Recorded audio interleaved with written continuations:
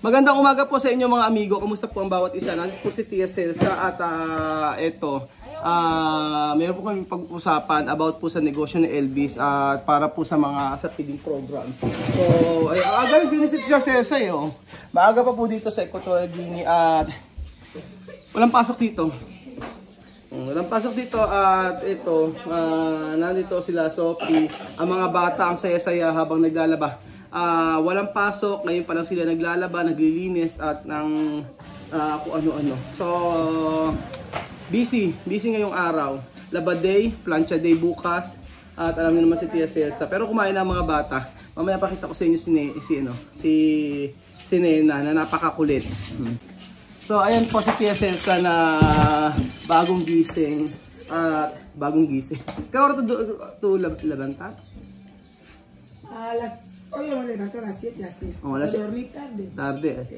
Alas 7 na pong nagising si Chamami at grabe ang bentahan kahapon sa pwesto ni LD. Sobrang dami po na bumibili.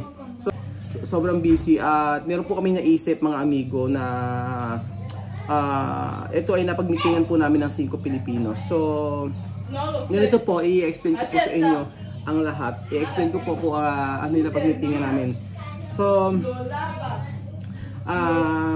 ang dami nagtatanong about po sa feeding program. Bakit wala na feeding program? So, wala na ba talaga? Meron pang feeding program mga amigo. So, kadalasan po ilang videos po, napakaraming video na puro yung negosyo ng Elvis ang binibideo natin. Kasi yun po, bago sa paningin natin at tinitingnan natin kung ano talaga yung negosyo na okay, kung papatok ba ito at talagang magiging panghabang buhay nila itong negosyo, yung pagtitinda. So, ayan, mabilis lang po mga amigo. Napag-meetingan namin ng 5 Pilipinos na bakit hindi namin gawin yung ganito. Kasi sila Belgium, sila Jose, minsan busy, pero si Aya talaga at saka si Sol, Lunes hanggang Sabado, alas 7 na ng gabi umuwi. So, walang chance na sila ang humawak ng feeding program. Pati sila Jose at saka sila Belgium. So una ang desisyon namin sana ay sila na ang hahawak ng feeding program and then ako sa negosyo ng LB. So marami nagre-request na ganoon po ang mangyari para makita nyo rin po na talagang araw-araw ay may pakain dito. Ngunit isa pa sa option na kinonsider namin, yung option po na kinonsider namin mga amigo ay yung ganito po. At ito yung aming napagdesisyonan tungkol po sa feeding program. Ang dami, pinag-iisipan namin kung ano yung maganda. Pero ito lang po yung naisip namin. Hindi ko po alam kung okay sa inyo, pero ito po yung I think palagay namin na ito yung mas makakabuti para at least nakikita niyo rin po yung sa feeding program. Kasi ang daming issue na kesyo puro negosyo ang pinag-uusapan o pinakikitang video na wala ng feeding program, puro na lang pagkakaperahan ng pamilya ni Chamame ang mga sinasabi ng iba. Ang dami, kung magbabasa po kayo ng mga comment, so kinukonsider namin lahat ng inyong mga pananaw sa buhay mga amigo. So teka lang po, nagkaroon ng kaunting interruption. Anya po si Mama Nina at nag-uusap. Siguro baka pag-uusapan po mga amigo yung about po sa nangyari na yung umalis na po kami doon sa may pwesto nila Papa Bonggay. So alam niyo naman po na kaya po umalis kami doon ay para wala ng problema. So umiwas ang pamilya ni Tia Celsa sa maaaring problema, kaya nag-isip kami ng paraan para kung saan magbebenta. So mabuti pa rin ng Lord dahil yun nga, nakahanap kami ng pwesto para sa negosyo ni Elvis. And syempre dito kay Tia Celsa, meron pa rin pong pwesto. So ayun po, nawala na naman ako sa topic. Kanina, napagdating ko dito mga amigo, ay kinausap ko na si Tia Celsa about sa mangyayari. Yun po ay ganito. Ang dapat decision po namin mga amigo ay total busy ang 5 Pilipinos, busy sa trabaho. From Monday, Tuesday, Wednesday, Thursday, Friday, Saturday, Lunes hanggang Sabado, or kung kailan po magtitinda sila Elvis, ang mangyayari po ay ganito. So bukod po sa pagtitinda nila Elvis ng kung ano man po yung produkto o yung pagkain na ibebenta nila nung araw na ito, ay ng araw na yon ay magkakaroon po ng bibili ako at ang 5 Pilipinos. Ayan, na-explain ko na kay Mami. Bibili po ako ng mga paninda ni Elvis, ang 5 Pilipinos po. So maghahati-hati po kami at kagaya ko po, pero malaking po, percentage po yun sa akin. Malaking percentage yun sa akin para po sa feeding program. Ang mangyayari po, magbibigay kami ng pera kay Tia Celsa, and then kung magkano po mga amigo yung maibibigay namin pera ay katumbas po ng kanilang ibinibenta. So ganun po yung mangyayari. Kumbaga, magbabayad kami ng paninda ni Elvis kasama 5 Pilipinos mula Lunes hanggang Sabado or ganun. At ang mangyayari po ay yung kung ilan po yung bata dito na nandito ay halimbawa sa isang araw po magpe-prepare po ng 30 o 20 na pagkain. Tapos yun po ang yung babayaran ko kung magkano yung benta nila doon. So para po ganito na po yun. So sa mga bibili pa rin po ay ang mangyayari po ay okay lang kung sino ang gustong bumili. Pero pagdating sa feeding program, yung mga bata po. So nakapokus tayo sa mga bata dito. Sa mga bata, yung mga matatanda naman kasi mga amigo, kadalasan ang mga bumibili, yung mga ibang mga kapitbahay nila Tia Celsa na dumadayo pa dito. So magiging dalawa ang ating video. Pwede sa mga kumbaga halo-halo na. Kumbaga ganun. So, una, kasama na yung feeding program, tapos yung pagluluto nila Tia Mame, tsaka sa mga bumibili.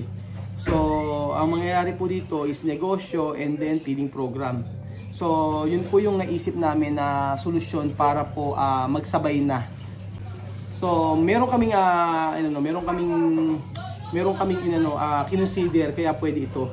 Kasi ang magiging pwesto po ni Elvis ay doon po sa may kalsada. And then, pangalawa po dito. So, possible po na baka si Lorena, si Tia Mame, o si Batya, o kung sino man nandito, siya yung mag-handle dito. And doon po sa may pwesto ni Batya, maaaring si Batya, at saka si Elvis, or si Lorena nandoon, basta, and then dito si Pasensya. So, ako, kung ano basta yung magkano yung benta mga amigo, yun po yung ating kung magkano yung benta nila, yun yung babayaran. So ganun po mga amigo, no, ganun po ang naintindihan niyo po yung kwento ko, paligoy-ligoy. Ulit-ulit lang para si Jessica Soho pagka nagkukwento tapos yung mga videos puro ulit-ulit. Actually ganun lang, pinapahaba lang mga amigo kasi merong limit talaga sa YouTube na kailangan pag sinabi na agad yung topic 3 minutes lang tapos na. So binibitin muna kayo, actually yun totoo. Kaya binibitin muna kayo kasi kadalasan talaga kapag nag-upload ka sa YT, sa YouTube, 13 minutes, 14 minutes, 15 minutes. So dapat ayun. Kaya minsan ulit-ulit talaga ako. Ulit-ulit na lang si Kuya Raul. Yun po mga amigo, sikreto ni Kuya Raul na dapat alam nyo. Kasi syempre, kailangan talaga sumunod tayo sa requirements para sa pag-upload ng videos. So dami ko explanation. And then, ayan, mag-i-start po mga amigo ang yun kapag handa na si Tia Celsa. Handa na ang pamilya ni Tia Celsa. Ganun po mga amigo. So, ayun po mga amigo. Ito, napag-usapan namin ni Tia Celsa. So, ayun po mga amigo. Ito na po yung pera. Sabi ko kay Tia Mame, hanggang pag naubos ito, ay computin na lang niya kung magkano yung talagang mauubos sa feeding program. So kikita talaga ang malakas yung ni Elvis dahil po sa ganito kasi may order na agad. Actually tinanong ko rin kanina si Tia Mame kung kakayanin ba niya. Sabi niya kaya. Oo, magtutulong-tulong kami dito kasi hindi lang po kasi ito. Kung halimbawa 20 o 30 na bata yung papakainin nila per day, bukod pa kasi yung ibang order. So, ang mangyayari po, dalawa talaga. May tindahan dito at saka doon kay Elvis. So, kailangan sipagan kasi kailangan lahat ay magtulong-tulong kasi hindi biro. Dahil halimbawa 30 katao, 50 katao yung papakainin, tapos paano yung ibang order? O paano kung may umorder sa kanila 20 na katao, tapos bukod yung sa may feeding program na in-order namin. So, masyadong marami. Itatry muna namin. So, meron kami dito meron ako dito ito 10,000 pesos pa lang to. So, ito yung sa akin, tapos bukas yung sa 5 Pilipinos ibibigay. Sabi ko, ganito, every week magbibigay kami ng 10,000. Ganon, 10,000 po every week. Tapos, o basta pag naubos ito, sabihin lang nila sa amin. So, mag-uusap kami siya mamaya, basta may computation po. Ganon po mga amigo. So, ayan po. Ganon po ang mangyayari. Mangyayari po ay sabay na po ang feeding program sa may negosyo ni Elvis, and then babayaran ko kung magkano yun sa mga bata na pupunta rito. Pero ang pinakamaganda po, kailangan organize. Ang gagawin ko po, ganito. Sa first day po, yung mga bata na pupunta, kasi may mga bata po na late pupunta. Pag late na po pumunta, yun po may rules tayo dapat. May rules tayo. Kasi minsan, kapag kakain na, tsaka na nagpupunta yung mga bata, papaano yung mga batang nag-aantay? Yung iba, minsan, papaano kung kulangin? So, bawat araw ay merong nakapila, and then yung nakapila na yon, pag naubos na, yun na lang. Ganun po para may para alam nila kung anong oras talaga yung feeding program. Para yung mga bata po dito okay na. So, ayun po mga amigo, maraming salamat po. Bukas po muli kita tayo. At least alam niyo po kung ano po yung mangyayari. Yan po ang pasabog sa negosyo at feeding program. Comment po kayo kung ano masasabi nyo sa ating napagmitingan mga amigo. Salamat po. Adios, hasta mañana. Ciao. Gracias. Hasta mañana.